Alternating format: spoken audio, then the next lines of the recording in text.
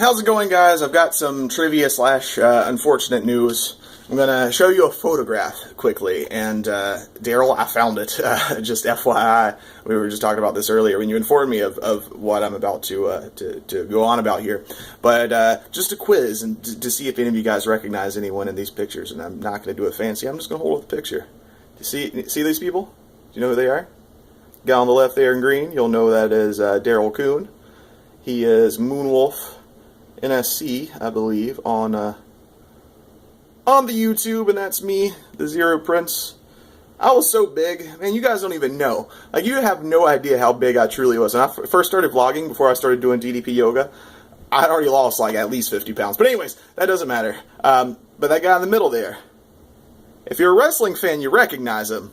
If you're not, it's hard to say. You still may. That is the American Dream, Dusty Rhodes, who unfortunately passed away. I'm not sure if it was today or late yesterday, late last night. I'm really not sure.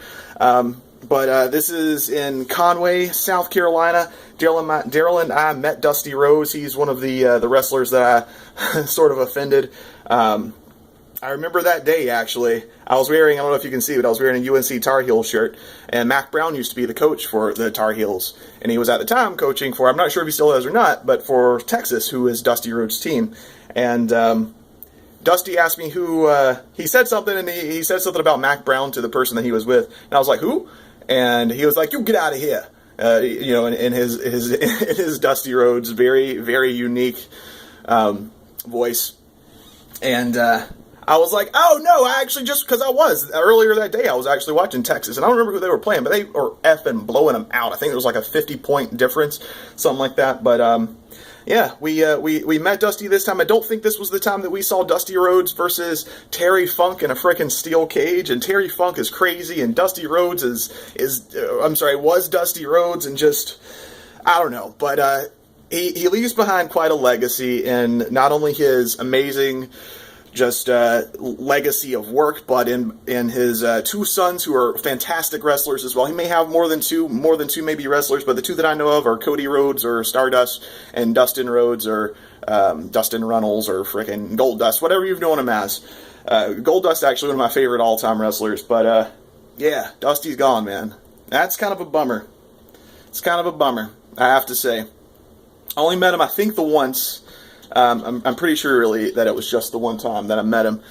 But, man, he is going to be missed. Just the mind that he had, if you ever heard him talk about wrestling and the psychology of wrestling, the more than just what you see on television, if you're not a super big fan like myself, then it may not make any sense to you. But the psychology and just the world of wrestling, no one had the mind that this guy had.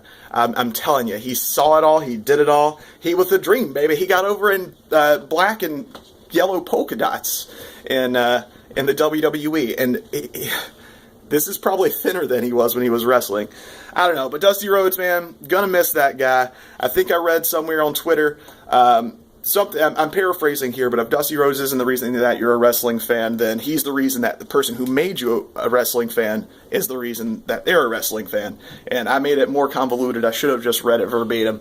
I think that was, I don't remember who wrote that, actually. I was going to try to give a shout out, but I don't remember who it was. But anyways, oh man, it's a bummer.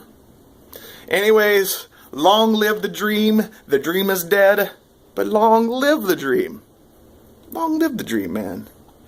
All right, I'm going to catch you guys later on the flip side, if you will, and man, let's go mourn together.